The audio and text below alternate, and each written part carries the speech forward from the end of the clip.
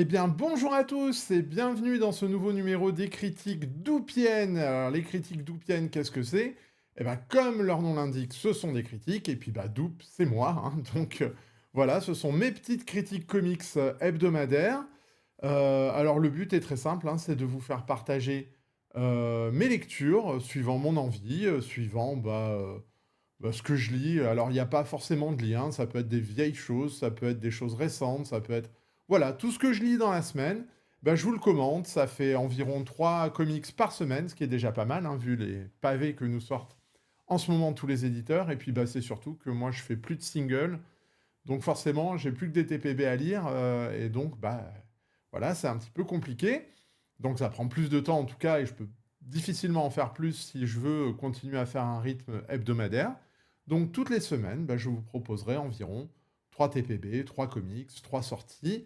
Si j'ai le temps d'en faire plus, j'en ferai plus. Si j'ai pas le temps, eh ben, on restera sur 3.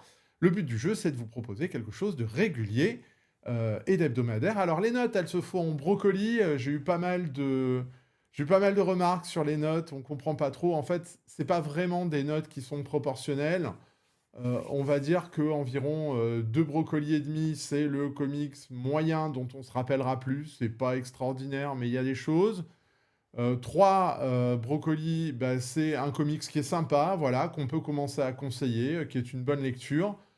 3,5, c'est quelque chose qui est très très bon. 4, c'est un comics qui sort du lot. Et puis bah, 5, on arrivera sur un comics légendaire. Bon, il y en a pas, il y en a très très peu tous les ans. Et puis bah, dès que ça descend en dessous de 2,5, ça veut dire que ça commence à être pas bon. Voilà donc un petit peu l'échelle, hein, l'échelle des brocolis. Donc j'espère que tout est clair pour vous. Et puis bah, c'est parti pour cette nouvelle série de critiques. Avec, pour commencer, un truc assez récent, puisqu'il s'agit du Spawn 2025. Alors qu'est-ce que c'est que le Spawn 2025? Bah, vous savez que depuis des années et des années, Delcourt, Delcourt publie les aventures de Spawn. Je crois qu'il y a l'intégrale qui est disponible, les plus de 350 numéros, hein, parce que Spawn, c'est une série qui dure maintenant depuis presque 35 ans. De fait, Delcourt publiait régulièrement des volumes de Spawn. Là, ils ont décidé de changer un petit peu d'avis, c'est-à-dire de proposer une intégrale par an, je suppose, avec 12 numéros, 12 numéros de Spawn dedans.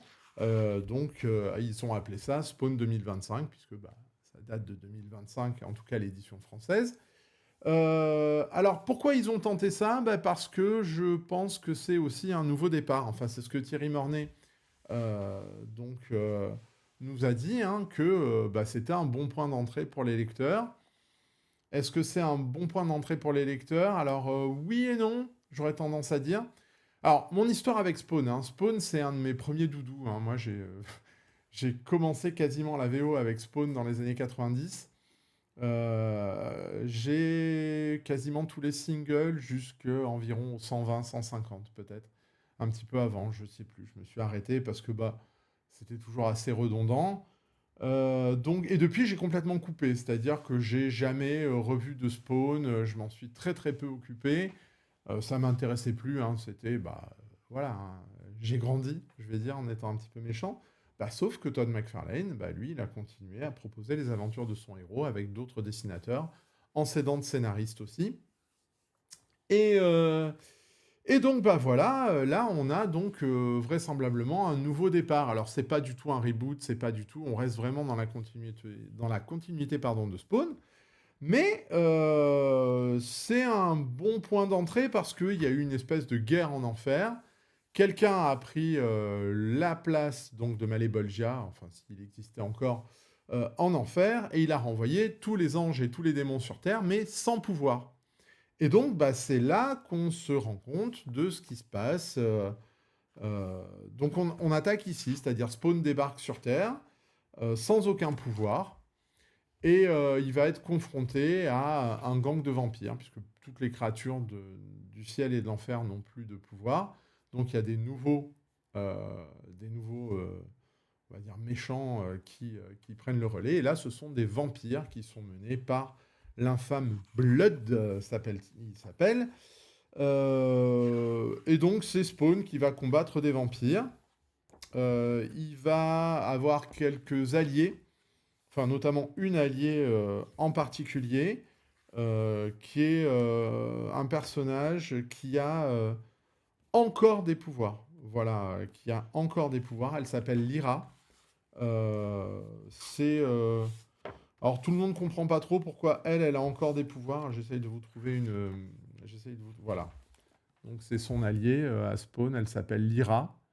Euh, donc bon, à eux deux, ils vont combattre les vampires. Elle en veut aux vampires. Alors il y a plein d'intrigues qui vont se mettre en place puisque Lyra, elle est recherchée par un groupe qui est un autre groupe qui est commandé par quelqu'un dont je dirai pas le nom parce que c'est un spoiler. Il y a encore un autre groupe avec The Curse, donc la malédiction. C'est ce personnage-là qui est un vieux personnage de Spawn qui la recherche aussi. Donc tout le monde va se battre. Il y a Spawn au milieu, voilà. Et comme Spawn, bah, c'est un ancien soldat hyper entraîné. S'il a plus de pouvoir, c'est pas très grave. Il va l'aider. Bon, qu'est-ce que ça vaut? Alors, est-ce que c'est un bon point d'entrée? Oui et non. Oui et non, parce que oui, effectivement, on comprend toute l'histoire, mais il y a quand même un sacré paquet. J'ai même envie de dire qu'à chaque numéro, il y a un ancien personnage qui revient. Alors, c'est expliqué, hein, voilà, mais on se dit, ah oui, lui, ça doit être un ancien perso. Et ils nous font ça quasiment à chaque fin d'épisode. Vous avez une image avec, ah, attention, lui, il est là. Sauf qu'on ne sait pas qui c'est, si on n'a pas suivi Spawn. Donc ça peut être gênant, même si ça entrave pas du tout. Et c'est effectivement, je vais pas dire que c'est un super point d'entrée, mais c'est le meilleur point d'entrée possible, à mon avis. Enfin, j'ai tout compris, hein. Après, c'est du Spawn, hein. Il n'y a pas non plus... voilà, hein, il y a pas... Voilà, c'est pas une histoire extraordinaire. Et c'est peut-être un petit peu le reproche. Alors, le scénario, il est de Todd McFarlane et de Rory McConville, hein, que je ne connais pas du tout. Euh, Ouais, en fait, c'est du Spawn, quoi. C'est-à-dire, Spawn se bat, Spawn se bat, Spawn se bat. Euh, je sais qu'il y a vraisemblablement... Enfin, ça marche, hein, Spawn, hein, puisqu'ils en sont à l'épisode 350. Moi, j'ai pas trouvé beaucoup d'amélioration par rapport au Spawn des années 90 quand je le lisais. Donc, c'est violent, il y a des démons, il y a des anges, il y a des grosses scènes de bataille. Ouais, c'est un peu confus, hein. C'est un peu confus. C'est assez gore, hein. C'est assez gore. Moi, j'ai trouvé ça très confus. J'ai trouvé ça très confus dans l'écriture. J'ai pas vu trop où il voulait en venir, en fait. Je sais pas. Il y a une histoire sympa sur Lyra. Il y a un épisode complet qui est un flashback et qui nous raconte ses origines, donc c'est plutôt cool. Euh, Ils ont remis le compteur. Alors, je sais pas s'il avait disparu. À un moment, il avait disparu. Le compteur de pouvoir de Spawn, qui là est à zéro, hein, puisqu'il a plus de, il a plus de pouvoir. Voilà, on est vraiment dans du classique de chez classique, hein, avec des gros guns. Ça découpe à tout va. Il y a du sang de partout. Il y a des personnages robots, anges, etc. Ouais, on est bien dans les années 90 là, même si on est en 2020. Donc l'histoire, je l'ai pas trouvée exceptionnelle, je vous avoue. C'est pas foufou. Ouais, ça raconte pas grand-chose en fait, hein. Mais bon, ça se lit. Voilà, ça se lit. C'est pas une catastrophe. Mais quand même, il y a beaucoup, beaucoup, beaucoup de choses qui se sont passées dans Spawn. Et ça en fait quand même pas mal référence, hein. Donc en point d'entrée, on a fait mieux. Même si, encore une fois, hein, vous allez tout comprendre, et il n'y a pas de souci, hein.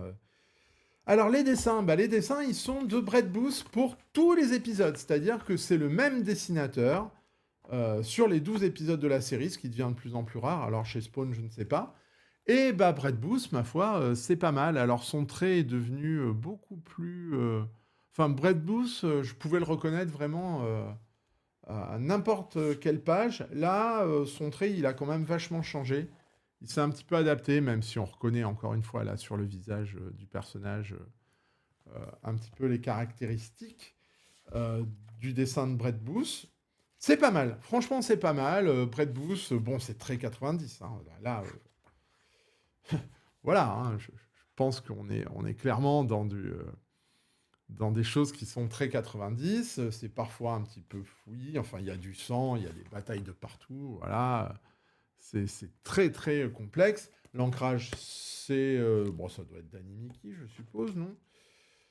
Où il s'ancre tout seul. Non, c'est Daniel Henriquez et Aldeso Corona, que je ne connais pas du tout, avec un ancrage qui est très, très, très...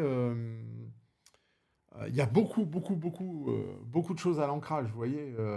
Donc ça assombrit un peu les dessins de Booth qui sont, à mon sens, hein, la force du bouquin. Euh, donc, alors vous avez des petits bonus sympas. Il y a les 350 couvertures de Spawn qui sont dans le bouquin. Il y a une petite préface de Thierry Mornay. Il y a une chronologie si vous voulez suivre. Franchement, le bouquin, bah, c'est du Delcourt, hein, donc c'est très bonne édition. Très très bonne édition, mais est-ce que je reviendrai en 2026? Je sais pas. Peut-être, parce que même si ça m'a pas enthousiasmé, ça se lit, ça m'a fait un petit retour en arrière. Je sais pas trop, je verrai possiblement pas, mais c'est pas une catastrophe. Donc voilà, moi ce Spawn 2025, je lui mets bah, 2 brocolis et demi. Après, voilà, c'est pas le genre d'histoire qui m'éclate, hein. Mais bon, c'était sympa de faire un petit retour en arrière. L'édition est jolie. Et puis l'idée est pas mal. L'idée est à soutenir, hein, de dire, bah voilà, on va sortir un tome chaque année avec les 12 épisodes de l'année en cours. Alors c'est à suivre, hein, c'est-à-dire que là, c'est pas une histoire complète et il n'y a pas une intrigue complète, hein. Donc, ma foi, avis mitigé. Et ça rentre, comme je le disais au début, dans la catégorie bon, des comics moyens. Je pense que dans 3 4 jours, j'aurais oublié ce qui se passe dedans. Donc bah, je vais lui mettre 2 brocolis et demi, hein, 2 brocolis et demi pour ce Spawn 2025, hein, qui plaira sans hésiter à tous ceux qui adorent Spawn, et il y en a plein, et c'est cool, voilà. Moi, c'est pas tout à fait mon genre de truc, mais je suis pas mécontent non plus de mon achat. Voilà, 2,5, c'est typiquement le comics de base, qui a pas de grande qualité, mais qui a pas beaucoup de défauts. En tout cas, les dessins sont bien. Donc voilà pour ce Spawn 2025 de chez Delcourt. On va passer maintenant à un tout autre titre chez Urban avec Ghosts of Gotham, alors qui est un titre qui est sorti il y a un petit nombre de mois, hein, déjà. C'est la nouvelle série Detective Comics, enfin c'est pas la nouvelle série Detective Comics, disons que c'est la série Detective Comics qui prend un nouveau départ avec bah, des nouveaux auteurs dessus, à savoir Tom Taylor et Michael Ranin. Alors pourquoi je l'ai pris alors que Batman, moi, ça fait 10 ans que j'en peux plus, hein, de Batman. Euh, Bah parce que justement, Tom Taylor. Tom Taylor, il a fait un run assez long sur Nightwing que j'ai beaucoup aimé, qui fait partie des meilleurs runs, hein, récents de DC Comics. Pas tout, mais il y a vraiment quelques épisodes et quelques arcs qui sortent vraiment du lot. Tom Taylor, il a compris ce que c'était que Batman, et ça, c'est cool. Euh, donc du coup, bah, je me suis dit, on va donner sa chance à sa série régulière.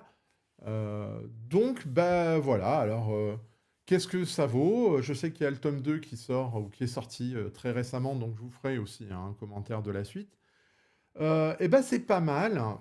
C'est pas mal, c'est du Tom Taylor pur jus. Là, ceux qui connaissent bah, les tics d'écriture du scénariste, vous allez les retrouver ici, parce que bah, Tom Taylor, maintenant, on commence à le connaître. On sait qu'il adore mettre une dimension sociale. J'y reviendrai tout à l'heure. Alors là, qu'est-ce que ça raconte? Eh ben, ça raconte un truc plutôt intéressant sur du Batman, qu'en tout cas, j'avais pas vu souvent, à savoir, eh ben, que Batman vieillit. Voilà, Batman, il se sent vieillissant, et il sent que bah, ses capacités physiques sont plus aussi bonnes que quand il avait 20 ans. Et ça tombe bien puisqu'il y a une ancienne amie à elle. Alors c'est une orpheline qui a été élevée dans un foyer Wayne, qui est devenue une grande généticienne et qui a trouvé une espèce de formule pour que les gens rajeunissent. Et elle va le proposer à Bruce parce que bah, en fait cette formule elle est tellement difficile à faire qu'il n'y a que les milliardaires qui peuvent se la payer. Vous voyez ici la critique sociale inhérente, hein, au récit de Tom Taylor. Donc voilà, ça c'est ces milliardaires qui sont très jeunes alors qu'ils sont en fait très vieux. Et Bruce se dit, bah, ça peut me permettre de guérir plus vite, de retrouver un petit peu ma vigueur d'antan. Alors, cette nouvelle généticienne, c'est Scarlett. Voilà, elle s'appelle Scarlett Scott. Scarlett Martha Scott. Parce que, en fait, c'est Martha Wayne qui l'a sauvée à l'époque.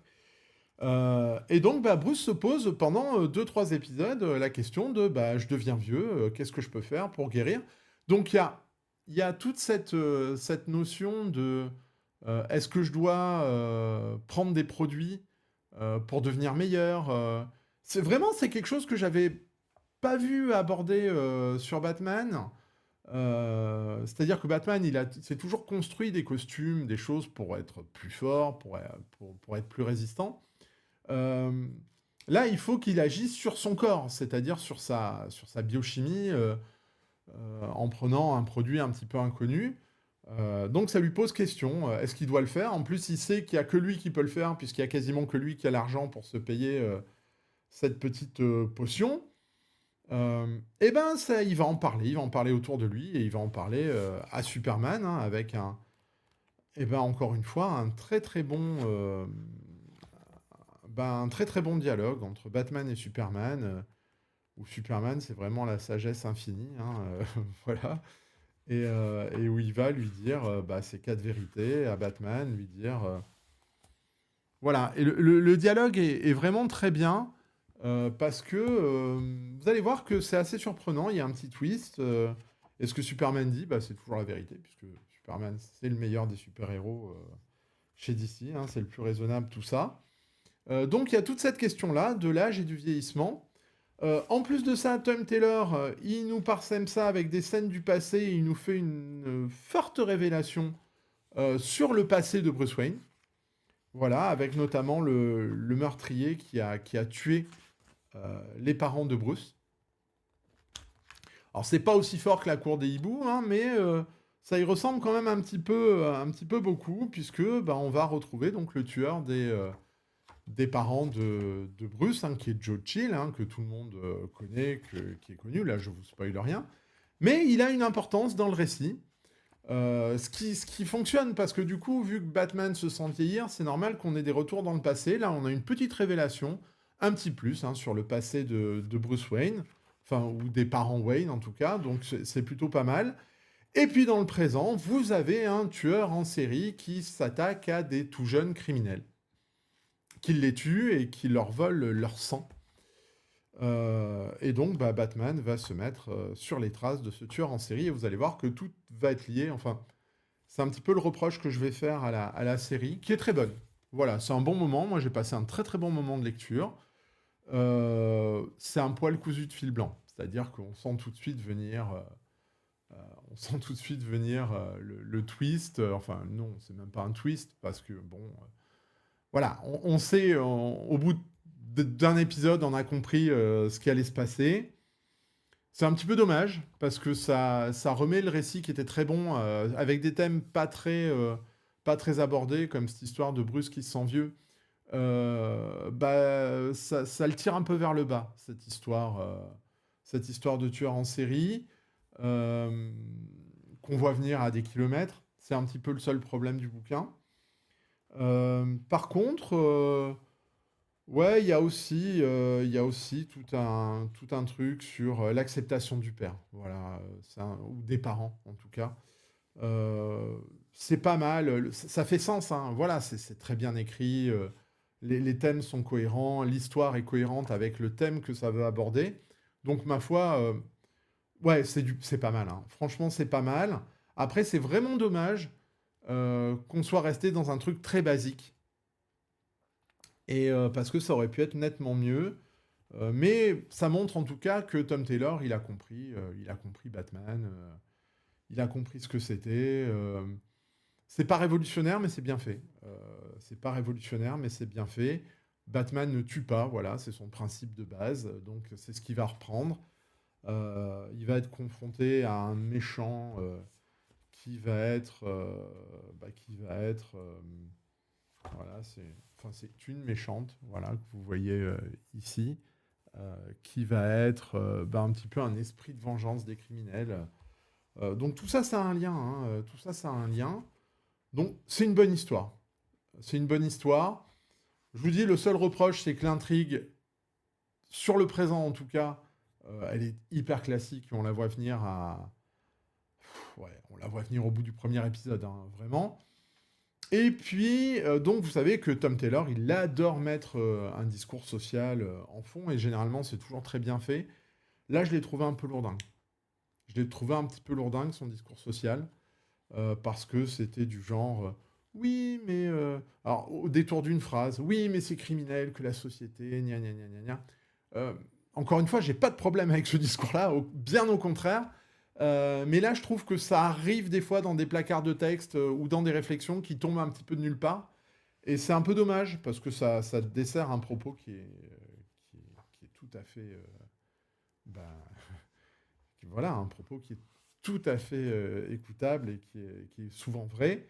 Euh, bon, c'est un peu dommage. Ça met le truc un petit peu lourdingue. La fin, ouais, la fin, elle est tellement classique. C'est dommage parce que pendant les deux, trois premiers épisodes, je me suis dit, on va le booster très haut. Ouais, l'intrigue est un peu encore. Ouais, l'intrigue, c'est dommage. L'intrigue du présent, parce que vraiment l'histoire du passé, c'est pas mal. L'histoire de Batman ne tue pas, c'est très bien. L'histoire de Batman s'interroge sur son vieillissement, surtout quand il voit ses acolytes autour de lui, Robin et les autres, bah, qui commencent à être meilleurs que lui. C'est vraiment quelque chose qui est bien abordé. Donc voilà, il y a juste cette histoire de tueur en série qui fonctionne pas bien, et, alors qu'il rattache tout, vous pouvez pas l'enlever hein, de la série, mais j'aurais aimé quelque chose d'un petit peu plus surprenant. Voilà, j'aurais aimé ne pas savoir ce qui se passait au bout du premier épisode. Les dessins de Michael Hanin, bah, c'est extraordinaire. Voilà. Alors moi, je ne l'ai pas vu depuis longtemps. Bah, je trouve qu'il a encore progressé. Avant, il avait un style que je reconnaissais un petit peu partout. Là, c'est en train de devenir de plus en plus... de mieux en mieux, en fait. Vraiment, c'est top. Hein. Niveau dessin, waouh. En plus, il fait les 7 épisodes, il n'y a pas de fill-in. C'est vraiment pas mal. Hein. Michael Hanin, je trouve il a vachement progressé. Regardez, c'est quand même... enfin, ce sont quand même des pages qui sont très très jolies à voir. Ouais, vraiment, c'est hyper qualitatif. Les scènes de combat sont très bien, c'est très clair. Ouais, non, c'est du super dessin. C'est du super dessin. Alors j'hésite, hein, j'hésite. Est-ce que je lui mets 3 ou 3,5 parce qu'encore une fois, hein, des super dessins, une idée originale, ça vaut 3,5. Après, je vous dis, l'intrigue dans le présent est tellement cousue de fil blanc et le discours social sur les milliardaires, il y a encore des sociétés secrètes hyper riches qui contrôlent le monde. Je sais pas. Allez, je vais être gentil aujourd'hui, je vais lui mettre 3,5, mais c'est peut-être un 3. Voilà. On verra un petit peu s'il est. Je serai beaucoup plus critique pour la suite, qui est sorti il n'y a pas longtemps ou qui sortira dans pas très longtemps. Donc, allez, je vais mettre 3,5 parce que au moins, sur sa fin, Tom Taylor, il nous a montré qu'il savait euh, et qu'il comprenait ce que c'était que le fondement de Batman. Et ça, c'est plutôt cool. On continue et on va terminer nos critiques avec, attention, un vieux truc qui date de 2008 et qui n'est jamais sorti en France et qui pourtant a une importance en ce moment, c'est Salvation Run. Alors je sais pas hein, s'il est sorti en France, j'en ai aucune idée. Là, moi, c'est le TPBVO. Alors qu'est-ce que c'est que Salvation Run? Eh bien, pour ceux qui ont suivi la saison 2 de Peacemaker et qui trouvent que c'est la meilleure série de l'univers, gna gna gna gna gna, je ne partage pas cet avis, eh bien, vous savez que on va parler d'une fameuse planète où Amanda Waller va déporter, hein, je crois qu'il n'y a pas d'autre mot, les criminels les plus dangereux de l'univers d'ici. Et ben, cette histoire, elle vient de là. Voilà, elle vient de ce numéro-là, Salvation Run, qui est scénarisé donc par Matthew Sturgis et Bill Willingham. Bill Willingham, hein, qui était le créateur de Fables. Hein, et les dessins sont de Sun Shen, je ne sais pas. Voilà. C'est dur à dire, hein. Ouais, je me suis pas fait un cadeau là-dessus. Alors, on va dire Sun Shen. Euh, donc, l'histoire, c'est quoi? Eh ben voilà. Amanda Waller, elle a, via des boom tubes, euh, réussi à transporter bah, tous les criminels de l'univers d'ici sur une planète qui est absolument abominable et qui s'appelle Salvation. Voilà. Enfin, non, c'est pas une planète abominable, hein, justement. Il y a tout pour que les gens puissent y vivre, mais il se passe des trucs bizarres sur cette planète. Notamment, il y a plein de paradémons. Et oui, Darkseid, il y en a marre de Darkseid. Moi, j'en ai marre. Mais bon, là, c'était en 2008, hein, donc on peut pas trop en vouloir. Alors, si, parce que du coup, cette histoire-là, elle se passe euh, avec les événements de Final Crisis, euh, le crossover de Grant Morrison, où il y avait Darkseid, hein, donc forcément, il y a du Darkseid, enfin non, il y a de l'apocalypse là-dedans un petit peu, mais c'est pas le but du récit. Donc en gros, ben, Waller, elle a déporté tous les criminels de l'univers d'ici sur cette planète, petit à petit. Elle a commencé par les Rogues, vous savez, les fameux ennemis de Flash. Voilà. Elle a continué par Lex Luthor, par le Joker, par Vandal Savage, etc. Et vous allez avoir trois groupes qui vont se mettre en place. Le groupe de Vandal Savage, le groupe du Joker et le groupe de Luthor. Et bah, le but est de rentrer, enfin chaque groupe a un but un petit peu précis. Luthor il veut rentrer, Joker bah, c'est le Joker, hein, il fait n'importe quoi.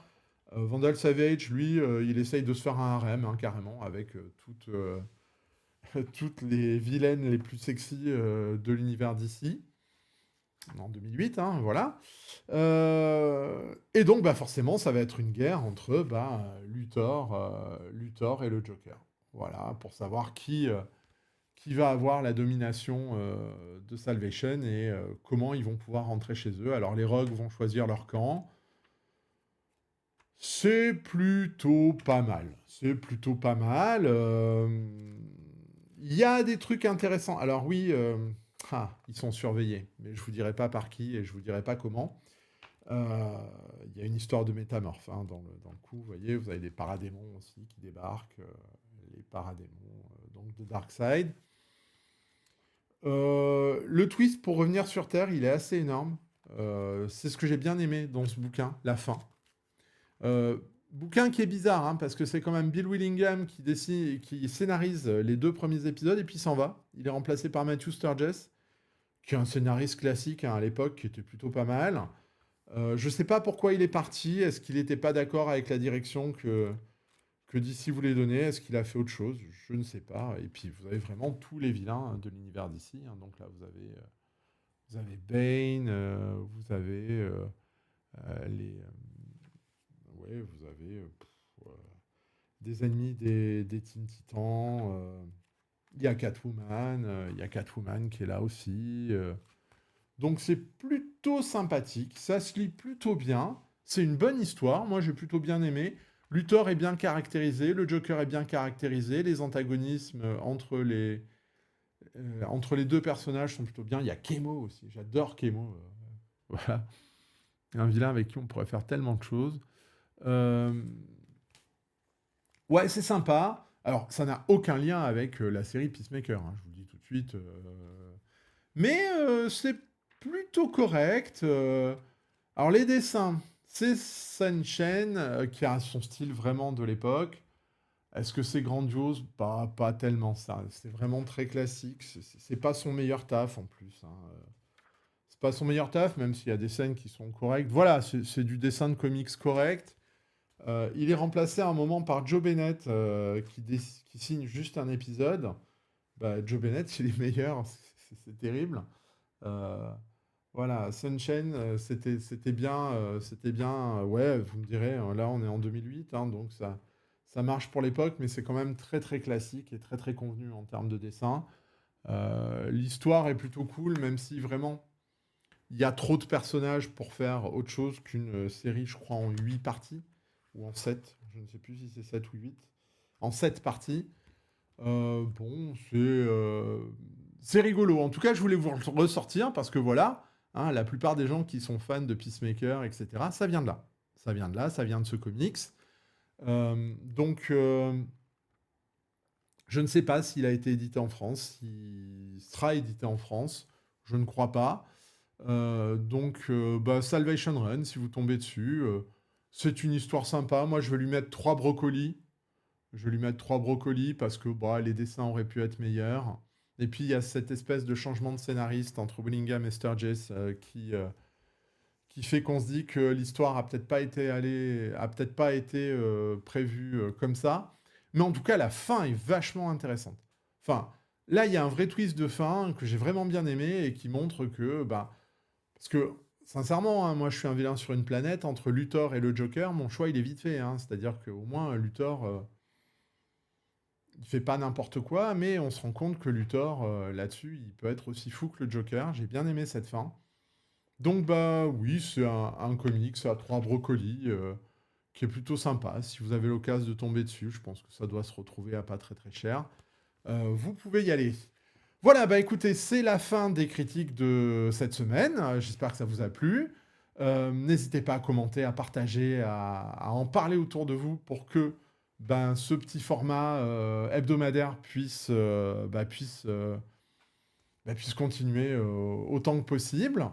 N'hésitez pas vraiment à commenter si vous avez lu ça, si vous avez aimé, si vous n'avez pas aimé, si vous êtes d'accord, si vous n'êtes pas d'accord. Encore une fois, hein, tous les avis sont bons. Hein. C'est pas parce que je me suis mis devant une caméra que mon avis il est meilleur que les autres. Et moi, ce que je veux, c'est bien entendu que tout le monde puisse débattre et partager autour ben, de ce qui est censé nous unir, à savoir les comics.